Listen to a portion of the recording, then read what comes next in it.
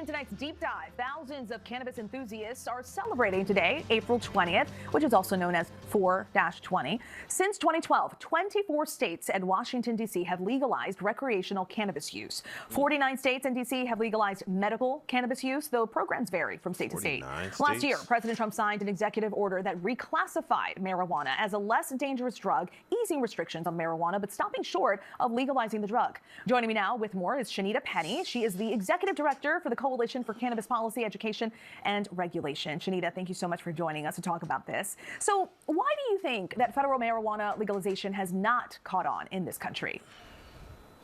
Well, I would argue that it has caught on. More than half the population live in states where cannabis is legal for medical use and or adult use. And right now we are waiting for the federal government to catch up. And I guess that's the question. Why do you think it hasn't been legalized across the entire country and only in just a few states? Yeah, the federal government still classifies cannabis as a Schedule I drug. That means that this substance has no medical value and that it has a high potential for abuse. But we know that there's been research done that absolutely demonstrates its medical value. And President Trump has even taken executive orders and action to see cannabis researched more and made available to folks who need it. And what changes would you say need to be made to end marijuana prohibition in certain communities? We need to end prohibition across the board, and that can only be done with the administration and Congress working hand in hand to remove it from the Controlled Substances Act. States that have moved forward and legalized cannabis have made this product available to folks, but those business operators are still treated as if they are dealing with an illegal substance. Folks that would qualify for federal jobs are sometimes unable to get them.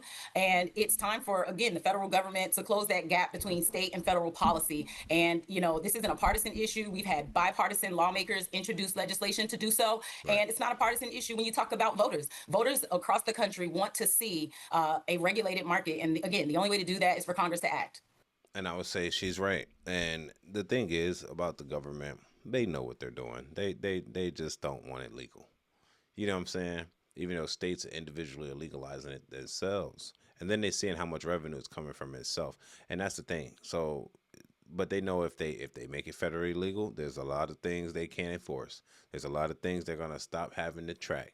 And it's almost like money. It's almost like drug trafficking. They do it so they can catch it, so they can charge it, so that, you know what I'm saying? It's like a way to arrest you.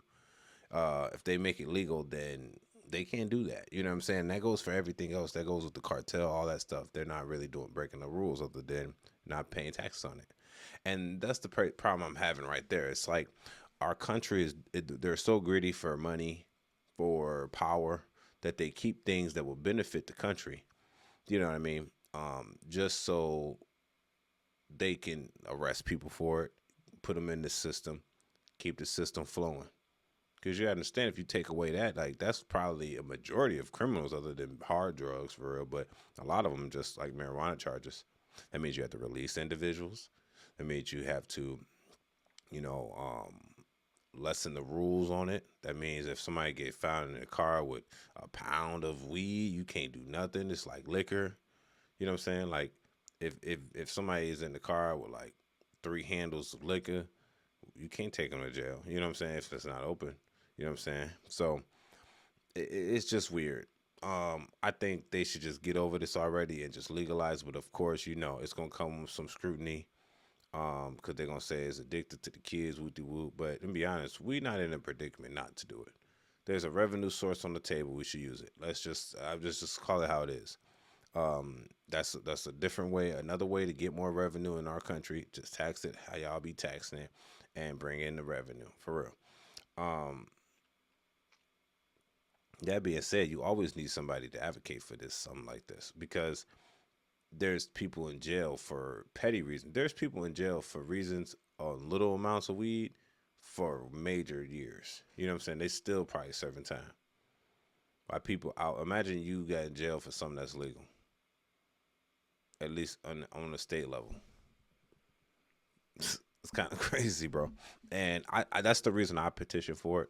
It's because to release those people that used it or went to jail for said things and they serving time for something so petty that we're actually using legally. And I would feel bad if I was in prison and I'm getting sentenced or I'm still in jail for some things that most states are legalized in. You know what I mean? But it's still not federally legal. That being said, I think that they're right for doing this. Kamala Harris said she was going to do it. Joe Biden said she was going to do it. Nobody did it. Nobody legalized it. They didn't even decriminalize it, which is even crazier. So I guess the last straw is like Trump or the next person might do the same thing to get in office. Say, "Oh, I'm going to give you marijuana in order to get it into office." That's what J.B. Prister did. J.B. Prister, the governor of Illinois, he played the double whammy card. He got a black woman. He played the Joe Biden card. He got the black woman vice lieutenant governor, and then he hit him with the "I'll legalize marijuana." Now look, he did immediately, but he put a hell of taxes on it, brother. So much taxes that it's no point of buying it. But people still buy it because people are, I guess, addicted, or they just want to have it the safe way. So I think the future of marijuana should be legalized. I doubt they will be because you got to understand this is a business they're running. You know what I'm saying?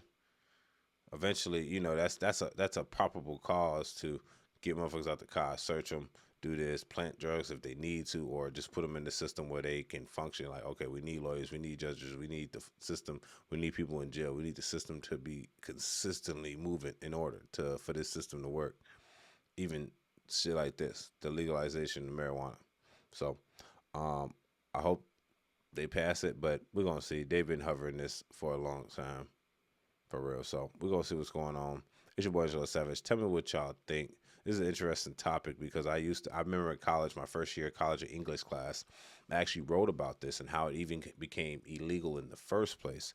And it was actually because they didn't want Mexicans with it. So they made it illegal because they used it as their own personal medicine. Um, so they made propaganda about it to the kids saying, "Oh, it's bad, bad, bad." And yes, it's not healthy. It's not great for you, but it has some great effects that could possibly slow down the progression of cancer. Also, stress. It makes people either eat less or eat more.